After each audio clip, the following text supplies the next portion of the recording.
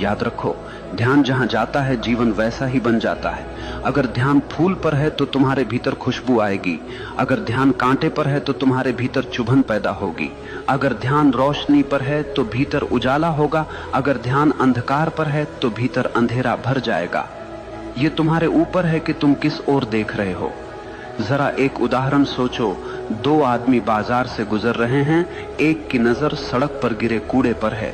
वो कहता है, देखो कैसी गंदी सड़क है, कितना बदबूदार शहर है। दूसरे की नजर सड़क के किनारे खिले फूल पर है।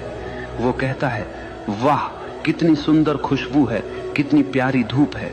दोनों एक ही जगह से गुजरे, लेकिन दोनों की जिंदगी का अनुभव बिल्कुल अलग रहा। फर्क किसमें था? सिर्फ ध्यान में। जीवन में भी यही होता है।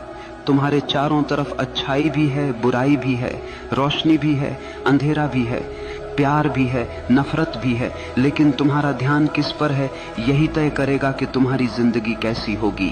अगर तुम बार बार उन्हीं लोगों की बुराई पर ध्यान लगाओगे जिन्होंने तुम्हें चोट पहुंचाई है, तो तुम धीरे धीरे उनके जैसे बन जाओगे। लेकिन अगर तुम अपना ध्यान अपने सपनों पर लगाओगे, अपनी आत्मा की भलाई पर लगाओगे, तो धीरे धीरे तुम्हारे भीतर से शक्ति फूटने लगेगी।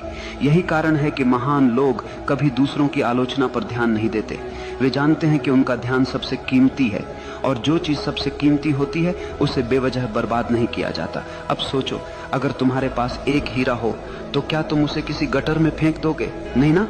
तो फिर अपना ध्यान जो हीरे से भी कीमती है, क्यों तुम दूसरों की गंदगी में फेंक देते हो?